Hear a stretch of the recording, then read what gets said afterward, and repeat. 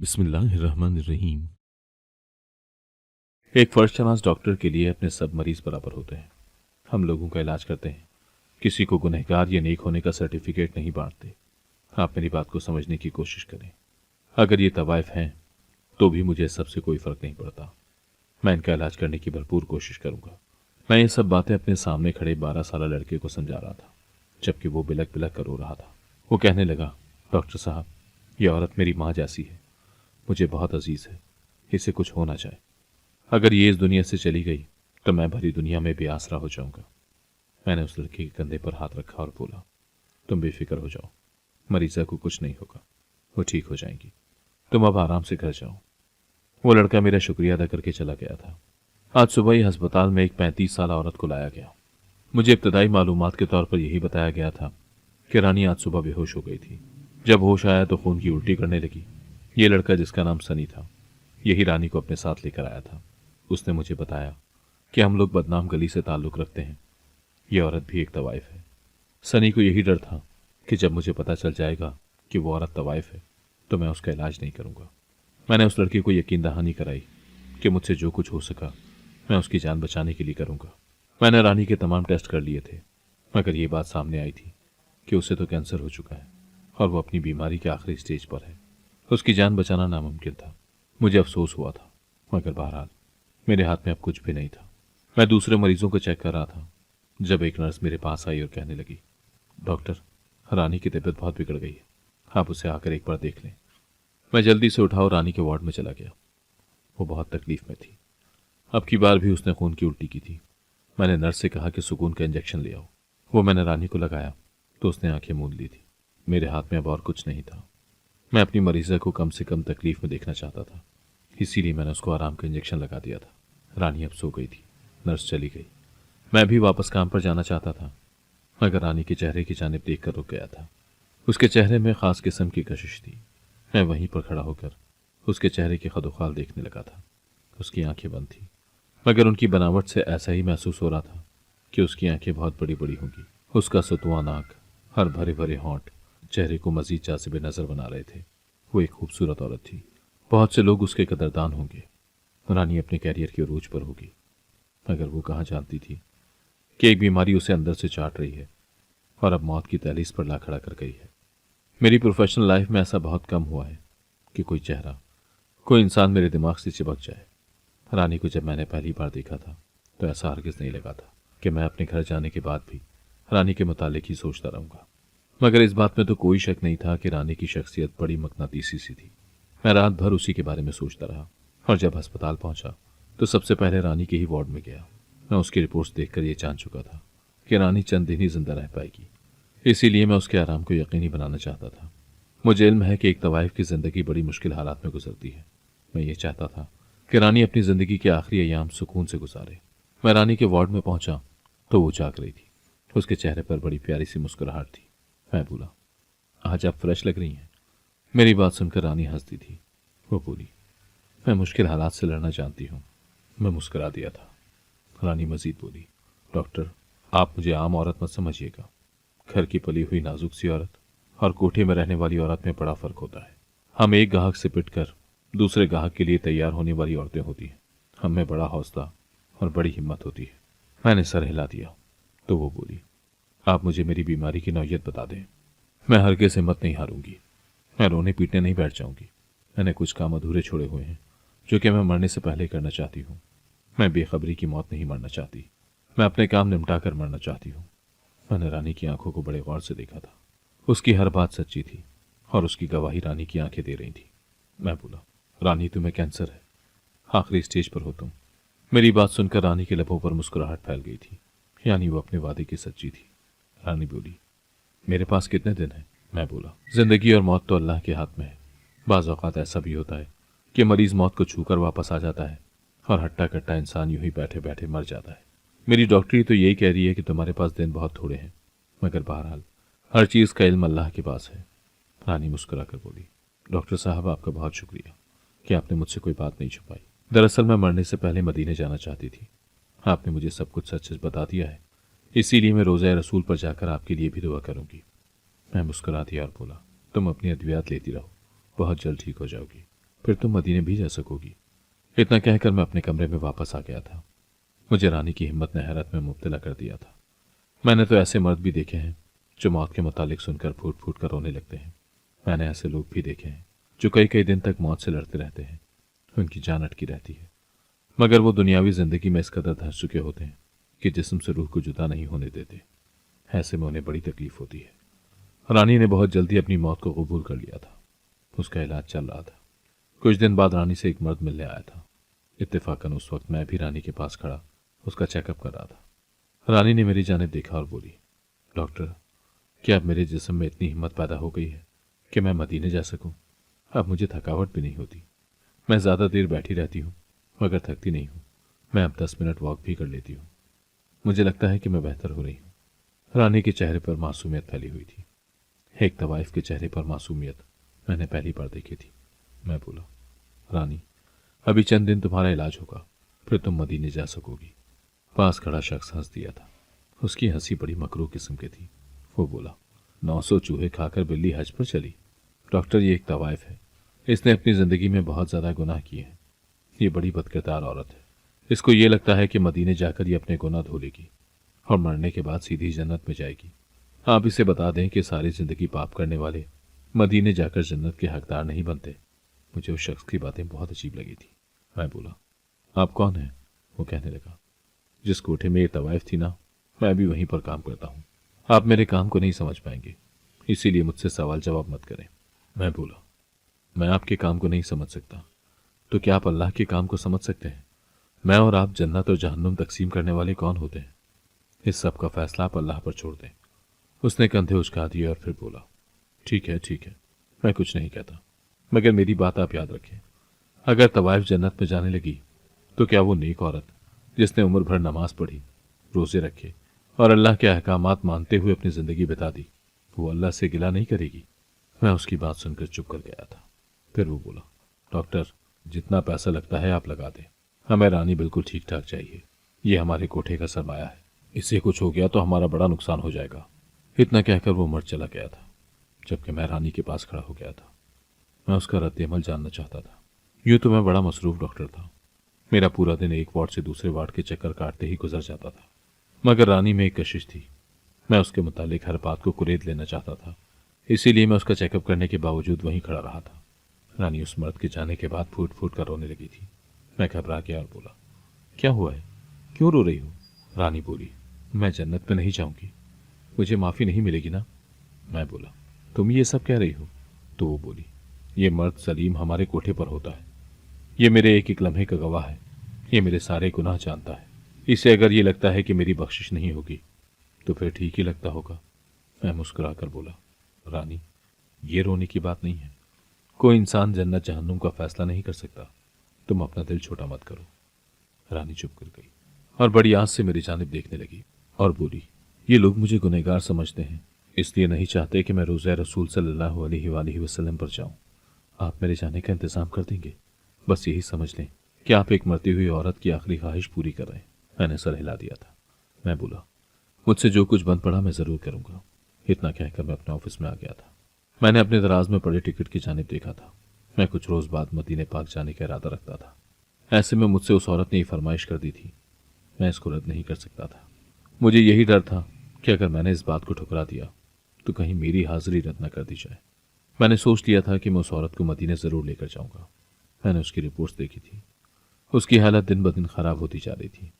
उसके पास बहुत थोड़े दिन बाकी थे। मुझे जो भी करना था जल्द ही करना था। मैंने रानी के महरम के तौर पर उस 12 साल लड़के को भी साथ लेकर जाने का फैसला किया था, जो रानी को अपनी माँ जैसी कह रहा था। खैर, इस सारे अमल में 10 दिन लग गए थे। अब तो रानी की आंखों के नीचे भी हल्के बन गए थे। वो पहले से ज्यादा कमजोर हो गई थी। मैं बोला, रानी, तुम्हारी हालत खराब हो गई है, मैं तुम्हें मदीने कैसे लेकर जाऊं? रानी कहने लगी, अगर मैं मदीने ना गई तो यूं ही बिस्तर पर पड़ी रहूंगी। 10 साल भी लग गए तो मुझे मौत नहीं आएगी। मेरे मदीने जाने के लिए तरफ देखकर मौत भी पीछे हट जाएगी। मैं रानी की बातों से बहुत मुतासिर हुआ था। मैंने दिल में सोचा कि ये कितनी बेहतरीन औरत है। ठीक है, किसने गुनाह की है, मगर वो जरूर मजबूरी ही होगी, जभी तो ये सब कुछ करती थी। इसके दिल में रोज़े रसूल सल्लल्लाहु अलैहि वसल्लम पर जाने की जितनी तड़प है, इतनी तो शायद किसी मुहिब रसूल के दिल में भी ना हो। मैंने डॉक्टर्स की एक टीम को अपने ऑफिस में बुलवाया था। रानी का केस उनके सामने रख दिया था। मैंने साफ साफ कह दिया था कि ये मरती हुई औरत की आखिरी ख्वाहिश है। अगर हम इसे अस्पताल में रखकर ट्रीटमेंट देते रहे तब भी इसके बचने के चांसेस नहीं है। इससे अच्छा है कि इसकी आखिरी ख्वाहिश पूरी कर दी जाए। डॉक्टर मेरी बात पर मुत्तफिक थे। उन्होंने मेरा फैसला मान लिया था। मैंने ज़रूरी कार्रवाई मुकम्मल कर ली थी। जब यह खबर मैंने जाकर रानी को सुनाई तो वो फूट फूट कर रोने लगी थी। वो बोली, अल्हम्दुलिल्लाह, मेरी हाजिरी कबूल हो गई है। मैंने रानी की जानिब देखा तो सोचा कि ये बहुत पहुंची हुई औरत है। जो लोग इसके मुताल्लिक गलत बातें करते हैं वो खुद गलत है। कुछ दिन बाद हमारी रवानगी का वक्त आ गया। मैं रानी और सनी को लेकर मदीने के लिए निकल गया। ये बड़ा रूहानी सफ़र था। रास्ते में रानी दुरूद व सलाम पढ़ती रही थी। एक लम्हा भी ऐसा नहीं गुजरा था कि उसकी ज़बान कलाम इलाही से खुश्क हुई हो। मैं ये सवाल पूछे बिना न रह पाया था कि रानी, क्या तुम काबा शरीफ नहीं जाओगी? दर नबी सल्लल्लाहु अलैहि वसल्लम से वापस लौट आओगी? रानी कहने लगी, मैंने अपनी ज़िंदगी में बहुत गुनाह किए हैं। मैं किस मुंह से काबे जाऊं? मैं सबसे पहले रहमतुल्लिल आलमीन की तरफ पर जाऊंगी। उनसे कहूंगी कि वो अल्लाह के हुजूर मेरे गुनाहों की माफ़ी की फरमाइश कर दें। माफ़ी मिल जाएगी तो काबे चली जाऊंगी। मैंने सर हिला दिया था। मुझे उस वक्त रानी से पाकीज़ा रूह कोई और नहीं लग रही थी। माफ़ी की कबूलियत की यही निशानी है कि इंसान को अपने गुनाहों का इतराक होने लगता है। आखिरकार सफ़र तमाम हुआ और हम मदीने पहुंच गए थे। सब्ज गुंबद पर जब मेरी पहली नज़र पड़ी तो मुझ पर रक़्क़त तारी हो गई थी। मेरी आंखों से आंसू जारी हो गए थे। जबकि रानी की अजीब सी हालत थी। वो घबरा गई थी। उसने मेरा हाथ पकड़ लिया था। वो कहने लगी कि मुझे वापस जाना है, मेरी तबीयत बिगड़ गई है, मुझे होटल में ले चलो। मुझे रानी से इस किस्म के रद्द अमल की तवक्को हरगिज़ नहीं थी। मैं बोला, क्या हुआ है रानी, तुम्हारी तबीयत तो ठीक है ना? वो बोली, हाँ मेरी तबीयत ठीक है, लेकिन मुझे डर लग रहा है। मुझे यहाँ से ले चलो, नहीं तो मेरी सांसें बंद हो जाएंगी। मैंने अपनी मरीज़ा का ख्याल किया और उसे होटल के कमरे में छोड़कर खुद रोज़ा रसूल सल्लल्लाहु अलैहि वसल्लम पर आ गया था। अगले महीने मेरी शादी थी। मैंने वहाँ जाकर अपनी खुशहाल ज़िंदगी के लिए बहुत सी दुआएं की थी। वहाँ ऐसी फ़िज़ा थी कि मेरा वापस लौट कर जाने को दिल नहीं कर रहा था। मगर फिर मैं रात के वक्त वापस आ गया था। सुबह हुई तो मैंने कसद किया कि रोज़े पर जाऊँ। तभी रानी भी मेरे पास आ गई। वो बोली, मुझे भी अपने साथ ले चले। मैं बोला, हाँ आ जाओ। आज हम फिर रोज़े पर चले गए थे। रोज़े के करीब जाकर रानी ने आंखें बंद कर ली थी और सनी से बोली कि तुम मेरा हाथ पकड़कर मुझे रोज़े के अंदर ले चलो। उसने रानी की बात मान ली। मैं रानी का रद्द-ए-अमल देखना चाहता था। वो रोज़े पर आने के लिए बहुत तड़प रही थी। मैं देखना चाहता था कि जब इंसान की ज़िंदगी की सबसे बड़ी ख्वाहिश पूरी हो जाए तो वो अपनी खुशी का इजहार कैसे करता है। सनी रानी का हाथ पकड़कर उसे रोज़े रसूल के बिल्कुल सामने ले गया था। वो बोला, अब अपनी आंखें खोल लें। रानी ने जब आंखें खोली तो वो रोज़े को देखकर खौफज़दा हो गई थी। उसके चेहरे की रंगत बदल गई थी। वो एकदम से चीखने लगी थी। वो पीछे को भाग रही थी। उसके इस अमल में हैबत नहीं, है जान था। वो यहाँ से बस भाग जाना चाहती थी। वो दीवाना वार भाग रही थी। उसको अपने दुपट्टे की भी फिक्र नहीं थी। उसका दुपट्टा रोज़े के पास गिर चुका था। सब लोग उसकी जानिब मुतवज्जा हो गए थे। लोग उसकी जानिब बढ़ रहे थे। मुझे मालूम था कि अब यहाँ पर सबके सामने रानी का तमाशा बन जाएगा। इसीलिए मैंने आगे बढ़कर रानी का हाथ पकड़ लिया और उसे साथ चलने का कहा। मगर वो अपने हवास में होती तब मेरी बात सुनती ना। उसने मेरा हाथ झटक दिया था। वो चीखती जा रही थी। सब लोग उसके इर्द गिर्द जमा हो चुके थे। हर किसी के चेहरे पर हैरत थी। लोग मुझसे इस्तफसार कर रहे थे कि इस औरत को क्या हुआ है। मैंने कह दिया कि ये मरीज़ है, कभी कभार तबीयत बिगड़ जाती है। इस सब में सनी ने ही हिम्मत की थी। उसने रानी का हाथ पकड़ा और उसे घसीटते हुए अपने साथ रोज़े से बाहर ले आया था। मैंने जल्दी से टैक्सी का इंतज़ाम किया और हम लोग होटल वापस पहुंच गए थे। रानी की आंखों में खौफ ही खौफ था। वो बस अजीब सी नज़रों से हर शय को देख रही थी। कमरे में जाकर मैंने रानी से पूछा कि तुम्हें क्या हुआ था। तो वो बोली, मैंने कोठे में आँख खोली थी। मेरी माँ तवाइफ थी।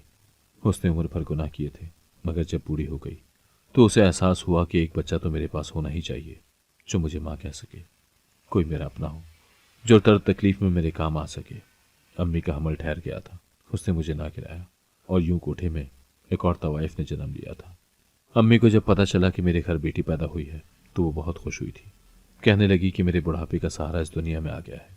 अम्मी ने बचपन में ही मुझे अपनी उम्र भर की गुर सिखाने शुरू कर दिए थे। मुझे सिखा दिया था कि मर्दों के दिल कैसे लुभाने हैं, कैसे किसी से ज़्यादा पैसा ईंटना है। हर चीज़ में मैं बड़ी ताक होती जा रही थी। मुझे कभी किसी ने बताया नहीं था कि जो कुछ मेरे इर्द गिर्द हो रहा है वो गुनाह है या गलत है। मैंने अपने इर्द गिर्द ये सारा माहौल देखा था। जब मैं जवान हुई तो अम्मी की उम्र की तमाम तवाइफें बूढ़ी हो गई थी। सबको मुझ पर भरोसा था और यूं मुझे कोठे की सरबराही सौंप दी गई थी। मेरे अंदर किसी किस्म का डर और खौफ नहीं था। पैसा ही मेरा मजहब था। मैं पैसे को पूछती थी, मगर अब चूंकि कोठी की तवाइफें बूढ़ी हो गई थी तो हालात अच्छे नहीं रहे थे। कोई हमारी जानिब आना भी पसंद नहीं करता था। यही लगता था कि अब हम सब भूख से मर जाएंगे। इसीलिए मैंने कोठे में काम करने वाले मर्दों से कह दिया कि मुझे नई लड़कियां चाहिए, नई लड़कियों की भर्ती करो। जिस कदर जल्दी मुमकिन हो सके मुझे ये कोठा नई लड़कियों से भरा हुआ चाहिए। मेरे आदमी हरकत में आ गए थे। वो इधर उधर की लड़कियों को मेरे पास ला रहे थे। मेरे कोठे में जितनी भी लड़कियां आई थीं उनमें से सिर्फ 2 ऐसी थीं जो अपनी मर्जी से और अपनी खुशी से आई थी। बाकी सब की सब या तो अगवा की गई थी या फिर खरीदी गई थी। मेरे कोठे पर जब भी नई लड़की आती वो बहुत रोती धोती थी, मेरे सामने हाथ जोड़ती, मुझसे मदद मांगती, अल्लाह के वास्ते देती, मगर मैं किसी एक की न सुनती और वही करती जो मेरे दिल में आता। मैंने महसूस किया था कि जितनी ज्यादा शरीफ लड़की होती उतना ही बढ़कर उसका रेट लगता था। मेरे बहुत से पुलिस वालों के साथ रवाबित थे, इसीलिए मुझे गिरफ्तारी का भी कोई डर नहीं था। मैंने अपने आदमियों से कह दिया था कि शरीफ मोहल्लों की लड़कियों को उठा लाओ। मुझे आज भी वो रात याद है जब बहुत तेज बारिश हो रही थी। तब मेरे 2 आदमी एक 15 बरस की लड़की को ले आए थे। वो बहुत डरी सहमी हुई थी। मेरे आदमियों ने वो लड़की लाकर मेरे सामने कर दी और बोले कि जान हथेली पर रखकर हम इस लड़की को उठा कर लाए हैं। वो लड़की समझ गई थी कि उसके साथ कुछ गलत होने वाला है। वो बहुत ज्यादा डरी सहमी थी, मुसलसल रो रही थी। मैं बोली कि तुम्हारा नाम क्या है? वो बोली मेरा नाम फातिमा है, मैं इमाम मस्जिद की बेटी हूँ, आप मुझे यहाँ से जाने दें। मैं अगर रात भर घर ना गई तो मेरे अब्बू की बदनामी हो जाएगी बहुत। लोग उन पर थूकेंगे, सब यही कहेंगे कि मौलवी लोगों को तो अच्छाई का दर्ज देता था मगर खुद की बेटी घर से भाग गई है। किसी को यह तो ना पता होगा ना कि मुझे घर से उठाया गया है। मैं हंस दी थी और बोली मुझे तुम्हारी आंखों में हया नजर आ रही है। मुझे इल्म है कि तुम्हारे जरिए मैं बहुत पैसे कमाऊंगी, तुम मेरे बहुत काम आओगी। वो रोने लगी थी, बोली मेरे नाम की हया करो। मैं बोली मैंने आज से तुम्हारा नाम बदलकर मुस्कान रख दिया है। वो बोली तुम्हें मोहम्मद मुस्तफ़ा सल्लल्लाहु अलैहि वसल्लम का वास्ता है, मैं आशिक रसूल की बेटी हूँ, मैं सब्ज गुम्बद वाले के गुलाम की बेटी हूँ। मेरी आंखों में हया है क्योंकि मैंने अपनी जिंदगी सीरत फातिमा पर गुजारी है। मेरे अब्बू ने अपनी जिंदगी सीरत मोहम्मद सल्लल्लाहु अलैहि वसल्लम पर गुजारी है। मैं ऐसी जगह पर रहूंगी तो दम तोड़ दूंगी। मैं उसकी बातें सुनकर हंसती रही थी, फिर उसके मुंह पर थप्पड़ मारकर बोली कि तुम एक तवाइफ के सामने ये सब नाम लेकर सोच रही हो कि तुम्हें जाने दूंगी, सोचना भी मत। मैं इन सब से बहुत दूर हूँ। वो लड़की रोती रहती थी, गमगीन रहती थी, मगर मैंने उससे बड़ा पैसा कमाया था। 1 साल तक वो मेरे काम आती रही थी। एक दिन उसकी तबीयत खराब हो गई। मैं उसके पास गई तो उसकी आंखें बेनूर हो चुकी थी। मैं बोली तुम्हें क्या हुआ है? वो रोती आंखों से बोली दम आखिर है, दिल खफा है कि मैं अपने अल्लाह का सामना कैसे करूंगी। मैं रसूल अल्लाह सल्लल्लाहु अलैहि वसल्लम के सामने कैसे जाऊंगी। मेरी जबान तो हर वक्त दुरूद शरीफ से तर रहती थी। जब से यहाँ आई हूँ ये विर्द भी छोड़ रखा है कि मैं गुनहगार औरत कैसे पाक हस्ती पर दुरूद भेजूं। मैं सब कुछ सुनती रही थी और फिर मुस्कान दम तोड़ गई। उसके जाने के बाद मैंने सोचा कि ऐसी कौन सी हस्ती थी जिसके इश्क में मुस्कान इस कदर पागल थी। मैंने रसूल अल्लाह सल्लल्लाहु अलैहि वसल्लम के मुतालिक इल्म हासिल करना शुरू कर दिया था। मुझे उनसे मोहब्बत हो गई थी। मैंने बुराई छोड़ने का फैसला कर लिया, मगर फिर ख्याल आया कि अगर ये सब छोड़ दूंगी तो ऐश भरी जिंदगी कैसे गुजारूंगी, और फिर इस नतीजे पर पहुंची कि अपने बुढ़ापे में नेकियां करूंगी, गुनाह छोड़ दूंगी। मैंने सुन रखा है कि अल्लाह से जब भी माफ़ी मांगो वो माफ़ कर देता है, इसीलिए मैंने सोचा कि मरते दम कलमा पढ़कर माफ़ी मांग लूंगी। डॉक्टर समझ रहे हो ना मेरी प्लानिंग? मैं अपनी दानिस्त में अल्लाह को धोखा देना चाहती थी, जबकि हकीकत तो यह है कि मैंने खुद अपने आप को धोखा दिया। मैंने खुद को जलील किया। मैं तो बुढ़ापे की उम्र को पहुंची ही नहीं, मुझे तो पहले ही जानलेवा मर्ज ने अपने हिसार में ले लिया। जब मुझे पता चला कि मेरी मौत करीब है तो मैंने सोचा कि क्यों ना मदीने जाकर अपने गुनाह धो लूं।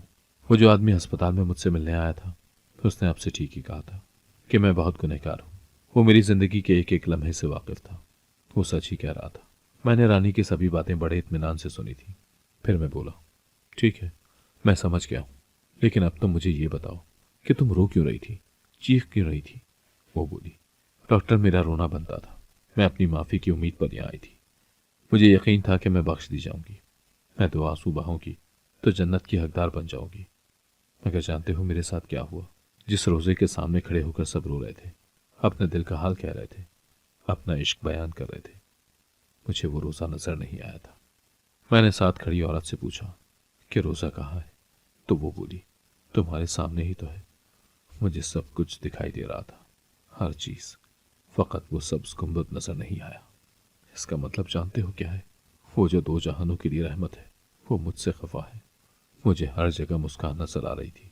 वो मुस्कुरा रही थी, उसकी आवाजें सुन रही थी। वो कह रही थी कि गुनाह की जिंदगी चुनना और गुनाह पर मजबूर किए जाने में बहुत फर्क है। मुझे मेरी मोहब्बत मिल गई है। तुम बताओ तुम्हें क्या मिला? रानी तड़प तड़प कर रो रही थी। उसने अपने हाथ मेरे सामने फैला दिए थे।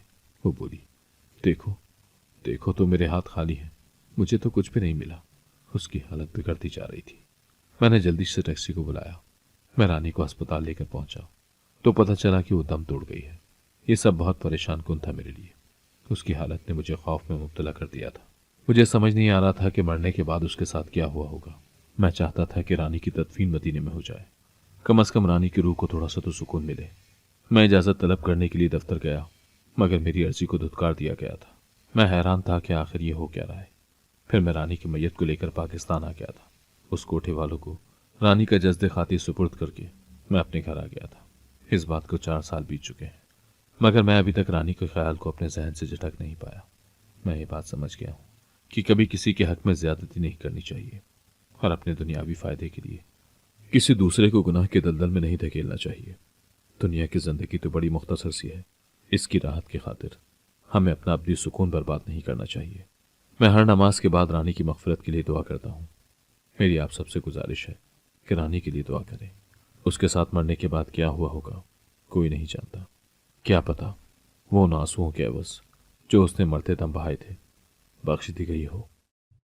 अगर आपको आज की कहानी पसंद आई है तो वीडियो को जरूर लाइक कीजिएगा और अपने दोस्तों के साथ भी शेयर कीजिएगा। और हाँ, अगर आपने अभी तक हमारा चैनल सब्सक्राइब नहीं किया तो जरूर सब्सक्राइब करें। मिलते हैं कल एक नई और दिलचस्प कहानी के साथ। अल्लाह हाफिज।